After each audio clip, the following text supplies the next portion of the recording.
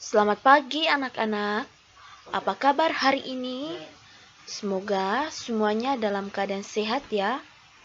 Baiklah anak-anak, hari ini kita masih belajar tema 1, yaitu masuk ke subtema 3. Muatan bahasa Indonesia KD 3.4 dan 4.4. Menulis informasi suatu teks menggunakan kosakata yang tepat. Nah, anak-anak dapat menambahkan kosakatamu dengan membaca teks ya. Membaca teks juga dapat menambah pengetahuan dan wawasan. Selesai membaca, sebaiknya anak-anak tulis kembali informasi yang terdapat dalam teks ya. Dengan demikian, pengetahuan, wawasan, serta kosakata anak-anak dapat bertambah. Nah, sekarang kita akan belajar kosakata yang diperoleh dari teks tentang pertumbuhan hewan.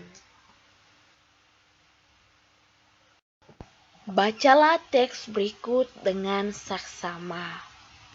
Kelinci adalah hewan mamalia yang tersebar hampir di seluruh belahan bumi.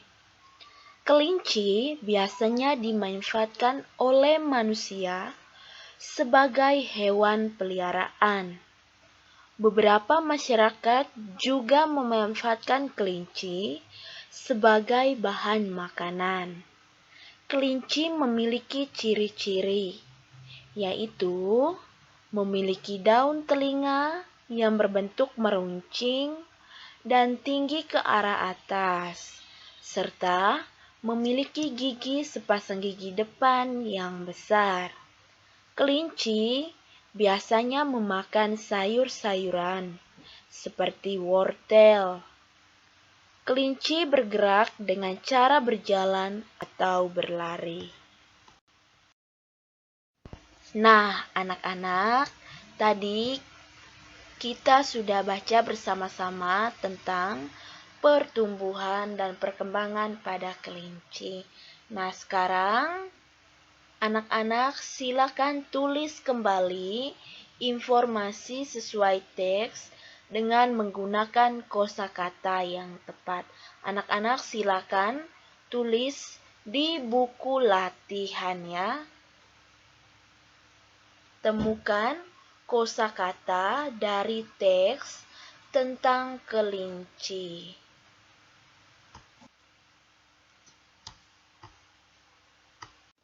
Nah, anak-anak, sekarang kita masuk ke pembelajaran PPKN KD 3.4 dan 4.4, yaitu tentang makna bersatu dalam keberagaman.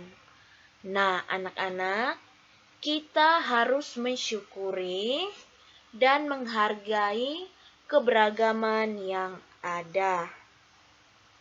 Misalnya, tidak mengolok-olok teman yang kurang pintar, namun ajarilah dia. Dengan demikian, kerukunan akan tetap terjaga. Dan yang kedua, sikap bersyukur, saling menyayangi, dan menghargai merupakan pengalaman sila-sila Pancasila. Ayo anak-anak, kita perhatikan bersama-sama gambar di samping ya. Gambar di samping merupakan contoh berpendapat. Nah, anak-anak, berpendapat merupakan pengalaman sila keempat Pancasila. Nah, bunyi sila keempat Pancasila yaitu kerakyatan yang dipimpin oleh hikmat kebijaksanaan dalam permusyawaratan perwakilan. Makna sila ini adalah sebagai warga negara Indonesia, kita harus mempunyai kedudukan, hak dan kewajiban yang sama. Nah, anak-anak, saat berpendapat, anak-anak harus saling menghargai dan mengerti satu sama lain.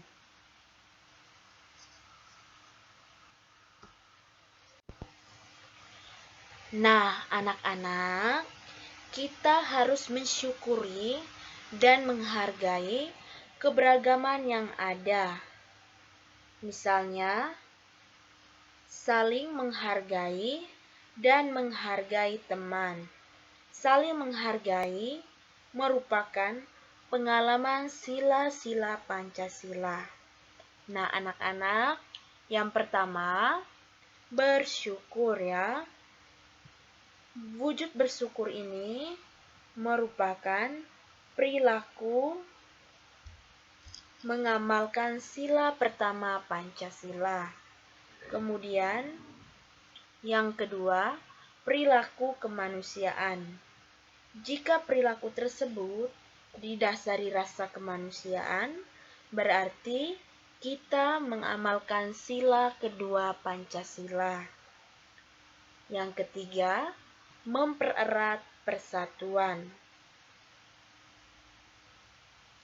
Jika perilaku tersebut dilakukan untuk mempererat persatuan, berarti kita mengamalkan sila ketiga Pancasila. Nah, yang keempat, perilaku berdiskusi. Jika perilaku tersebut dilakukan berdiskusi, berarti kita mengamalkan sila keempat Pancasila. Dan yang kelima, perilaku tanpa melihat perbedaan. Jika perilaku tersebut dilakukan tanpa melihat perbedaan yang ada, berarti kita mengamalkan sila ke-5 Pancasila. Nah, anak-anak, jadi walaupun kita memiliki keberagaman yang berbeda, tetapi kita harus saling menghargai dan saling menghormati satu sama lain agar hidup kita tetap aman dan tentram.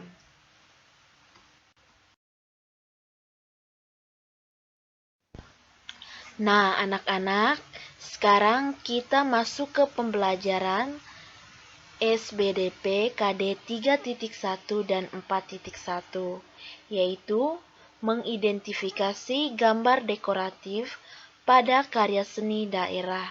Yang pertama, gambar dekoratif berfungsi sebagai hiasan pada sebuah media agar terlihat lebih indah dan menarik.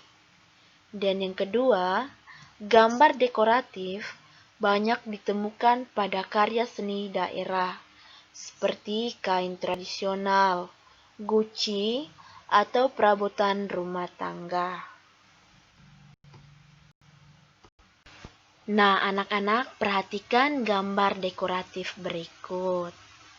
Gambar dekoratif ini merupakan contoh tanaman pada mangkuk hias.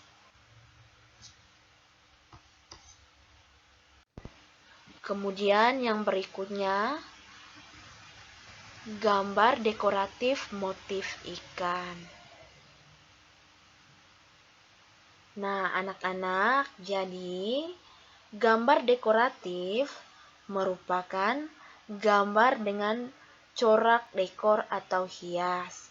Corak dekor ini biasanya berupa tumbuhan, hewan, bahkan manusia yang sudah digayakan sehingga tidak lagi mirip dengan bentuk yang sebenarnya.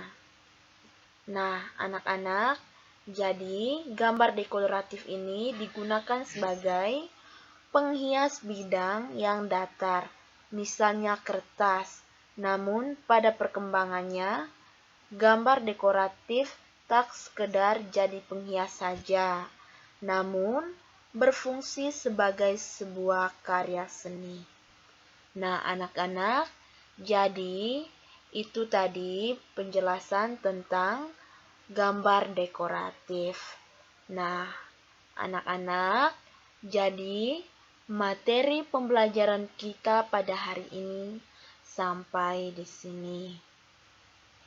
Semoga materi yang Ibu bawakan pada hari ini dapat bermanfaat buat anak-anak sekalian.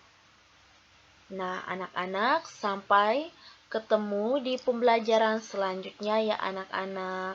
Terima kasih.